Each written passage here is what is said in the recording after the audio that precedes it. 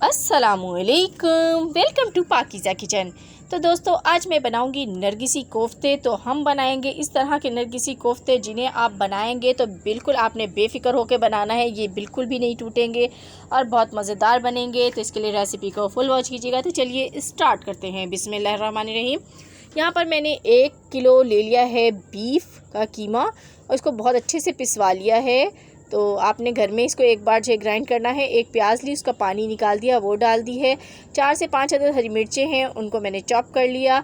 लहसुन अदरक का पेस्ट है, यहाँ पर मैं इसमें हाफ़ टेबल स्पून डालूँगी। यहाँ पर मेरे पास है नमक, हाफ़ टेबल स्पून से थोड़ा कम है। रेड चिली पाउडर और हाफ़ टेबल स्पून से कम है। गरम मसाला हाफ़ टेबल स्पून है और हल्दी 1/4 टीस्पून है। ये सारे स्पाइसेस इसमें जाएंगे। साथ ही इसमें जाएगा हरा धनिया, आधी गड्डी हरे धनिए की ले लीजिए। खसखस है, इसको आपने अच्छी तरीके से वॉश करने के बाद इसको पीस लेना है। 1.5 टेबल स्पून भर के इसमें डालनी है, बिल्कुल अच्छी तरह पिसी हुई होनी चाहिए। ये है चने का आटा, तो आपने ये लेना है, या तो बेसन ले लें भून के, तो ये आपने 5 टेबल स्पून इसमें शामिल कर देना है। तो कच्चा बेसन आपने बिल्कुल भी शामिल नहीं करना है, वरना उसमें से महक सी आती है जो कि बिल्कुल अच्छी नहीं लगती है। अब यहाँ पर मैं इसको और स्पाइसी बनाने के लिए इसमें क्रश चिली यूज़ कर रही हूँ, हाफ़ टेबल स्पून। 2 चम्मच हम इसमें घी के यूज़ करेंगे, जिससे ये बहुत अच्छे से जूसी हो जाएंगे।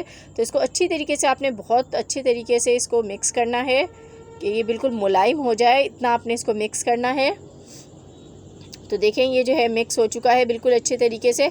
अब हम लेंगे अंडे। तो आपने बॉयल एग्स लेने हैं, तो मैंने यहाँ पर 3 एग्स लिए हैं बॉयल। एक मैंने साबुत ले लिया है, 2 को मैंने कट कर लिया है। मैं दोनों ही आपको करके दिखा देती हूँ किस तरीके से बनाना है। तो आपने एक इस तरीके से मिक्सचर लेना है और उसमें इस तरीके से पूरा अंडा पहले मैं आपको करके दिखा रही हूँ। ये देखें इस तरीके से इसको फ़ोल्ड करते जाना है, दबा दबा के फ़ोल्ड कीजिएगा। तो हमने जो इसमें खसखस और चने का आटा डाला है वो इसको बहुत अच्छा सा बाइंड करेगा और इसे खुलने नहीं देगा। तो इस तरीके से सारे आपने कोफ्ते जो है बाइंड कर लेने हैं। तो जो हाफ़ वाले हैं उनको भी बाइंड कर लीजिए। यहाँ आप लोगों से छोटी सी रिक्वेस्ट है, चैनल पर न्यू है तो चैनल को सब्सक्राइब कर दीजिए, बेल आइकॉन को प्रेस कीजिए ताकि अच्छी अच्छी वीडियोस के नोटिफिकेशन आप तक पहुँच सकें। तो ये हाफ़ अंडा है, इसको भी मैंने बाइंड कर लिया इस तरीके से। तो मैंने सारे कोफ्ते रेडी कर लिए। अब हम इसको फ्राई करेंगे। तो ऑयल को हमने बिल्कुल हल्का सा गर्म किया है। अब इसके अंदर हम कोफ्ते डाल देंगे।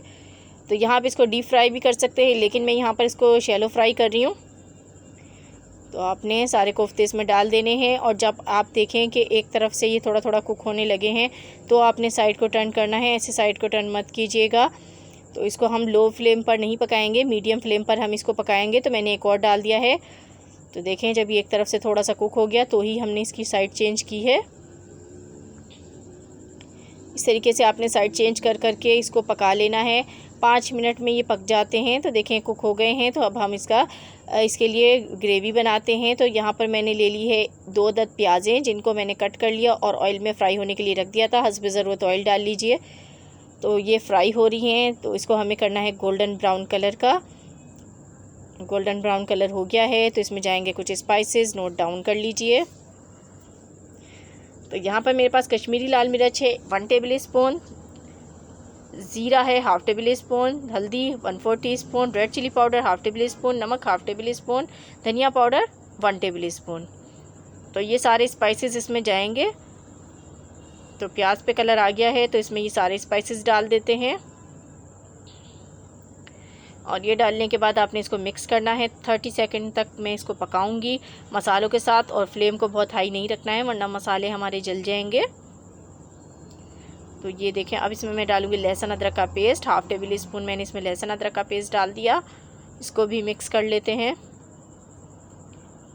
तो इनको आपस में मिक्स करने के बाद हम इसमें टमाटर ऐड करेंगे। तो मैंने 2 अदद बड़े टमाटर लिए हैं जिनकी स्किन मैंने रिमूव कर दी, ये इसमें डाल देंगे। और ये डालने के बाद हमने इसके अंदर पानी ऐड करना है, हाफ़ प्याली पानी ऐड कर दिया। इसको मिक्स करेंगे और इसको हमें कुक करना है 10 मिनट। और 10 मिनट कुक करने के बाद हम इसको ग्राइंड कर लेंगे।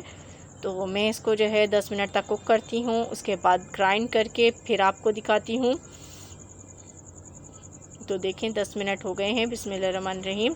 तो देखें मसाला जो है मैंने ग्राइंड कर लिया इस तरीके से। अब इसमें हम डालेंगे दही। तो दही आपने यहाँ पर 2 से 3 टेबल स्पून इसमें ऐड करनी है। बहुत ज़्यादा दही ऐड नहीं करेंगे क्योंकि बहुत ज़्यादा खट्टा सालन भी अच्छा नहीं लगता है। तो मैंने 3 टेबल स्पून इसमें दही डाल दी। इसको आपने मिक्स करना है। जब दही डालें तो फ्लेम को थोड़ा लो कर लिया करें, तो मिक्स अच्छे से हो जाती है दही इस तरीके से। तो देखें जब मसाला आपका बिल्कुल भुन जाए, ऑयल ऊपर आने लगे, तो आपने इसके अंदर ये नरगिसी कोफ्ते ऐड करने हैं। सारे कोफ्ते इसमें डाल देते हैं और इसको आपने बहुत ज़्यादा हिलाना नहीं है, इस बात का ख्याल रखें, क्योंकि आप बहुत ज़्यादा जब इसको हिलाते हैं तो इनके टूटने का ख़तरा होता है। तो आपने मसाले से इसको इस तरीके से कोट कर दें सबको, क्योंकि अभी ये जो है कुक नहीं हुए अच्छी तरीके से। तो इसको आपने इसे कवर करना है ताकि जो है इसको स्टीम में ये पकना शुरू हो जाए। तो मैं इसको कवर कर देती हूँ 2 मिनट के लिए। तो देखें 2 मिनट हो गए हैं, तो देखें ऑयल भी बाहर आ गया है बिल्कुल, और ये कुक भी हो गए हैं। तो अब इसमें हम ग्रेवी करेंगे, तो मैं इसमें पानी ऐड कर दूँगी। जितनी आपको ग्रेवी बनानी हो उस हिसाब से आप पानी ऐड कर दीजिएगा। मैंने 1 गिलास ऐड किया है, और पानी ऐड करने के बाद हम इसको तकरीबन 15 मिनट तक पकाएंगे लो फ्लेम पर, ताकि ये गोश्त जो हमने इसमें डाला है ये कच्चा है अभी कोफ्तों का, ये भी कुक हो जाए और जायका भी आ जाए कोफ्तों में। तो देखें ये बिल्कुल कुक हो गया है। 15 मिनट हो गए। हरी मिर्चें और गरम मसाला डाल दें हस्बे ज़रूरत, और इसको डिश आउट कर लें। बहुत मज़ेदार हमारे नरगिसी कोफ्ते बने हैं, ज़रूर ट्राई कीजिएगा। मुझे फ़ीडबैक दीजिएगा आपको मेरी आज की कैसी लगी रेसिपी पसंद आई हो तो लाइक एंड शेयर कीजिएगा। मिलूँगी आपसे फिर किसी वीडियो में, तब तक के लिए खुदा हाफिज़।